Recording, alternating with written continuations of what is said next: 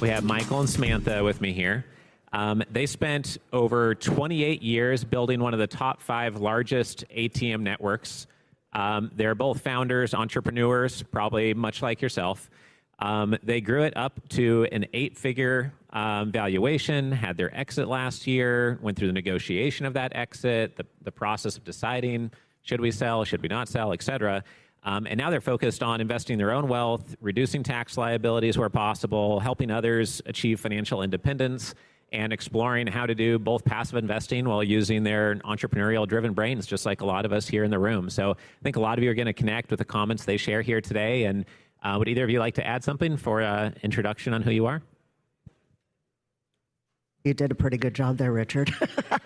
I definitely want to thank you. In even thinking about what we did with our ATM company, I think about what you've done here with Family Office Club, and it's about getting the best of the best together and finding ways to work together, and that's what we did. I think that was a big key for us, as I've seen it for you as well. Sure. Great. And Michael?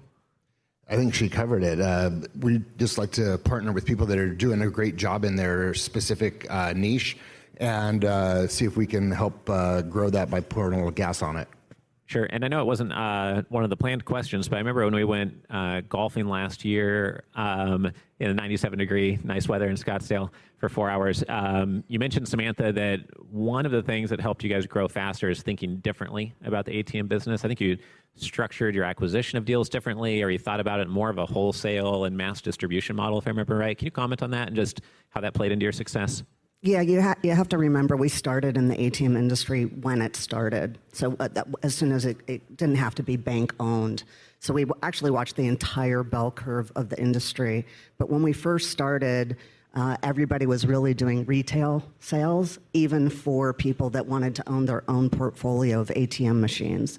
So we were looking for a wholesale environment for ourselves and figured somebody else was probably looking for the same thing. And I really came up with, Mike and I were talking about, is this something we want to do? It was our side hustle. And I said, look, if we can come up with a program where we're not consistently renegotiating somebody else's portion, like they always know what they're going to make, and it's a win-win-win, win for us, win for the client, and win for the client's client, that's a company or an industry I could get behind. And I said, if we can do that, I'm in. If we can't do that, I'm out. And we always stayed true to that. Got it. Okay. Great. Thank you. And so, Michael, what made the difference in your mind being able to scale to 8 figures while many people in that business maybe failed to scale to 7 figures? What would you say was a difference maker? I think the difference maker for me was it was a brand new industry and we wanted to serve everybody, as many people as we can. So the more people we served, and let me back up a second. If we serve our client, which is the ATM owner, and then serve the card holder, we will get served later. And I think in that business, continuing to serve others actually helped us grow a lot faster, where there were so many people that were always looking to be served rather than serving. Right. And Samantha, what else would you say you guys did besides thinking about it differently from a wholesale perspective, et cetera, that got you to the 8 figures? Oh, the actual purchase? Yeah, or like what led to you being able to scale to that level, which was different maybe? I think we looked at what other people might have considered our competitors in the industry. We looked at them as potential partners. So there were really ways, hey, why don't we all combine together? And we kind of created a buying group, and then we could go to somebody else and negotiate harder. And then it was everybody won. And we just always figured there was enough of the pie to go around. If you try to keep it all to yourself and think of it as, you're the only one that this is going to serve, or this is the only way to do it, or this is the way it's always been done, which there was no roadmap for us. So maybe that helped. But if you really think about the pie is big, the world is abundant. There's plenty for everybody. Just find ways to work together that work well with the right partners, then it works. Awesome. Yeah, Brenton from Waltz Construction was just saying they look for co-GP deals. And tomorrow we have a exponential investor panel, which is the heads of other investor clubs at our investor club event. It's the exact same thinking that we see that in some of the most successful people we've ever met. They think differently about how to get mass distribution, how to do partnerships, and not see people as competitors, like a scarcity mindset. So that's great. And then Samantha, for the exit, I know you led a lot of the negotiation and helped structure it.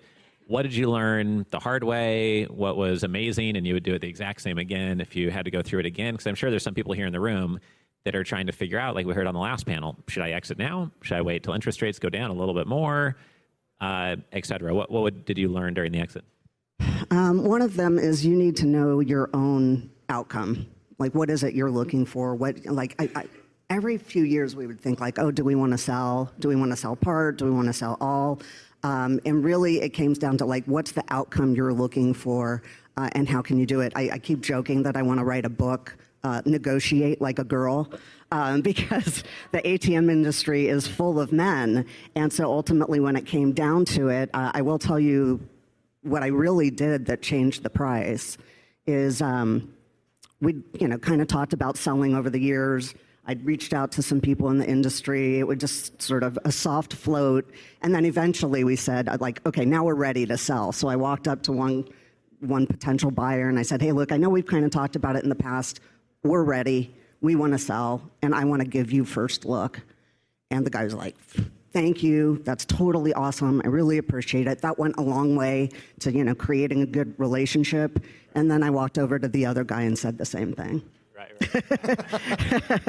And it took a while for everybody to kind of come to the table. So I was like, hey, how's that going? Where are we at with that? And, eventually, oh, well, here, and they're floating out low numbers. And I was like, yeah, well, you kind of waited. So, between then and now, I've floated it out to a couple other people, and then I kept them both in play. Right. And that was the huge strategy. If you have one buyer, you really don't have one. Maybe people would lie and say they had one if they didn't. That's not a game I wanted to play. I feel like that's bad karma.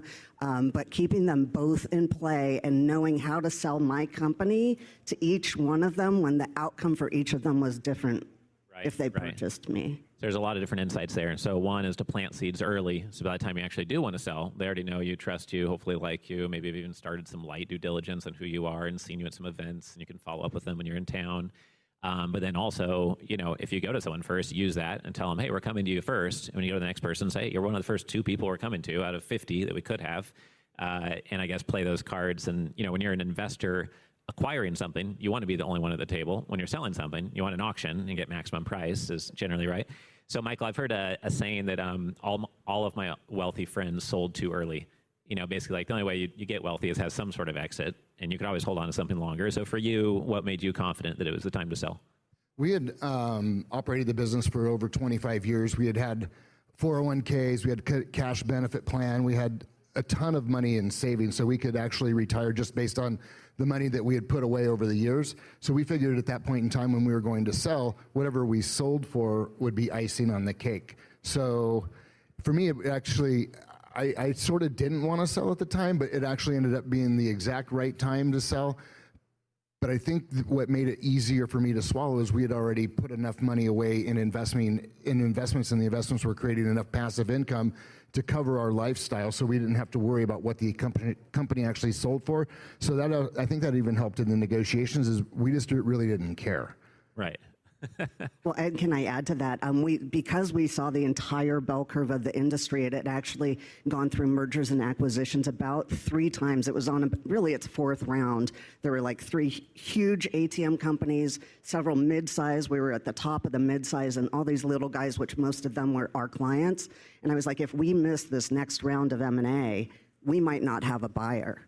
And now is the time to go, because now we're selling to our strengths. So I played, if we were the 6th largest, I played number 4 and 5 against each other and let them battle it out. Sure. Yeah, it makes sense. Michael and Samantha have both spoken at a couple of our mastermind events, which we host about 12 times a year. And at one of them, Michael, I remember you saying that one of your strategies is that when you think of someone who might be a good JV partner or to work with them, you say, hey, Sarah, I thought about you. Here's a little personalized video you record on your iPhone while walking, shoot it over to them. It's just like a 1 to 2 minute video.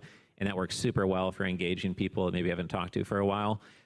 Any other strategies like that? Because I know both of you network a lot and have a powerful network. Any other tips for networking with other family offices?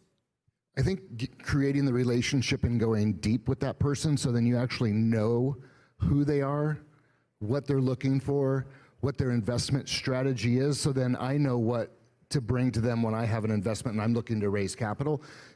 so many times you will be in a room like this and everybody's shoving their deal at you. I call it being pitch slapped. And if that didn't happen 20 times last night, it happened 30, and nobody even knew what my name was. So, and I'm wondering why they feel they can't raise capital. I know why they can't raise the capital, but they don't want to listen to why what works. And I think getting to know somebody, we have a room here of like 200 or 300 people, and if I meet 5 people and we get to go deep, that's 5 people that are on my bench that when I need something, I can reach out, and they may or may not come alongside me because we actually had a real conversation. Right. Yeah, I think everyone's been pitch slapped a few times when they went to any event, and that's the opposite of what I recommended during my opening statement today. And I know one thing that Samantha and Michael both really good at most events, I see them up front, being attentive, paying attention, making eye contact with the speaker, maybe asking a smart question, and there's some of the more successful people in the whole room. And that stands out to me just after hosting the events over the years. But Samantha, what do you think is about your mindset, mental models that led to you being successful in the business? Maybe how you think about challenges, problems, about growth, et cetera. Yeah, we always tried to set up, we just called it the win-win-win strategy. So everybody in the chain has to win. So, and everybody's motivated by something. So learning how to properly motivate somebody and set it up. So if you negotiate so hard with a vendor that they don't make anything, when you call them, they will not pick up the phone. So like that's not a good strategy. Everybody needs something out of the deal, and we're all business people trying to, employ people and make things work. So that was a big one. Another one is I employed the PETA principle, the pain in the ass principle, and that is if something was a total pain, Mike might actually fix the immediate problem, and then I was like, what created the problem? How do I fix the thing that created the problem to begin with? And when we sold, so we ended up selling to a company almost our size, so they effectively doubled. They had 75 people on staff, and we had 4. I mean, so by taking the PETA principle, you're like one little microscopic thing, changing that, it's not really going to change anything. Well, over X amount of years and X amount of processes, it really does change things dramatically. So don't overlook the small things and think that they don't matter. If you have a broken ship and you pour gas on it with a bunch of clients, now you have a bunch of clients on a broken ship, and you don't want that. So fixing it along the way was definitely key. And that is really the whole constant and never-ending improvement principle that we used with everything. It was like, how can we do it better? This sucks. If it sucks for us, it sucks for somebody else. What can we do to fix it? I mean, there are things that are complete industry standards now that came out of my head, and you're just like, this is such a pain. How can I not do that? And calling people and saying, hey, do you have the same problem? What can we do about it? How do you handle it? And that created a lot of our efficiencies as well. Awesome. Yeah, that's really interesting. I mean, 4 employees versus 75. I mean, any founder can relate to the difference that would make, right? There's a saying that Joe Polish taught me that instead of the squeaky wheel gets the oil, maybe the squeaky wheel gets replaced, and then there's no longer that squeaky wheel in your system, right? Especially with AI. Yeah, exactly. So, Michael, if somebody's growing right now and they're in the audience and they're making progress, but they're moving slowly, they feel like they're not growing enough, and it's going to take them forever to meet their goals, what would you encourage them to do or coach them to do as an entrepreneur that's had an exit? I'd coach them to find somebody that's been there, done that can go faster and help them scale better, because it's not what it costs to bring that person in, it's the lost opportunity cost for not getting there faster, because you may miss the boat and miss some of the upside that you can actually create by actually putting the right people in the right seats at the right time. Got it. And then quick question for both of you, and I'll get to my final question, is just being in this environment after having an exit. I know you like real estate for part of where your energy is going. Any 2 to 3 upcoming midterm trends that you're just tracking real closely and you're not sure about your play in that area yet, but is a little sub-niche that you're excited about and keeping an eye on? So it's been set up here a number of times today to be the lender. And we've been lending money in the Arizona area for the last year and a half, and we're raising the fund around that right now to get more money out on the streets, because at the end of the day, people got into in my space, they got into the multifamily, they got into some of the triple net, and some of the cap rates have compressed, distributions have gone down. So now they're looking for cash flow. I actually did a talk about it a year ago at another event. Instead of who moved my cheese, it's who moved my capital, and where did the capital go? The capital went to cash flowing assets. So me being a cash guy raising capital, I had to figure out how to get my investors into cash flowing assets. Got it. Okay. And then for each of you, maybe starting with Samantha, what's a big insight we could leave the audience with today that'd be really powerful for investors to hear, or somebody on the founder capital raising side? Well, I think when it comes down to an exit, it goes back to knowing your outcome. So a lot of people ask, like, did we sell to a PE firm? No, we sold within the industry because I wanted to be done. And so getting out was the goal. And so keeping your eye on that, people will try to move you off your marker. The last part was make sure you get paid. So there are a lot of people that you'll sell your company, or you're supposed to stay on as a consultant, and then they fire you, or you don't get the next payment. So work it out so that you're getting paid. Right. That last comment's so important, because nowadays with PE agreements being so complex, someone might say, oh, well, we'll give you 11x, not 7x EBITDA, but half of that return is in stock in this third-party company that you may be held hostage to when they get recapped, or it may never happen. And it wasn't really 11x. You actually would have been much better off selling to someone in the industry and then planting those seeds really early, like you said. If you're an investor, you should be planting seeds with CEOs like Samantha and Michael were 5-10 years before they want to exit, so they're comfortable with you as the buyer, and they come to you first because you're a strategic buyer, and then they'll trust your expertise, and you'll get a deal at a better valuation because they trust you, not the private equity firm with an army of lawyers and a 300-page legal agreement, my experience. Michael, any last insights from you?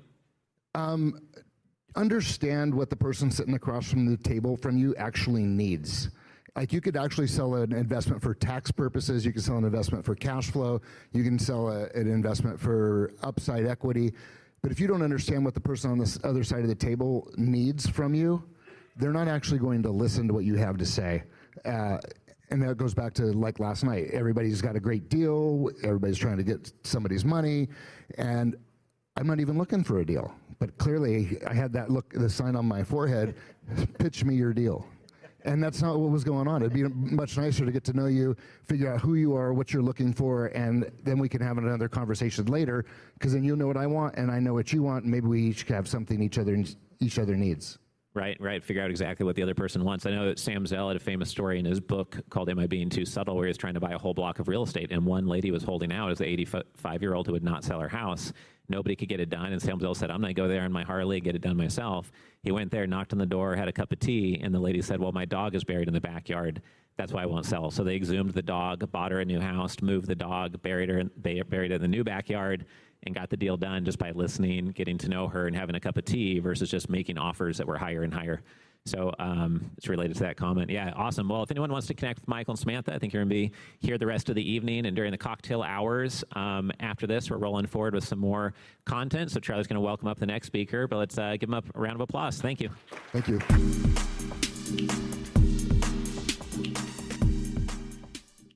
If you are a founder, raising capital, developing real estate, or you're an investor, would love for you to get involved in the Family Office Club. I've run this community for 18 years now. We've hosted 300 live events. We have 17 million social media group members and followers.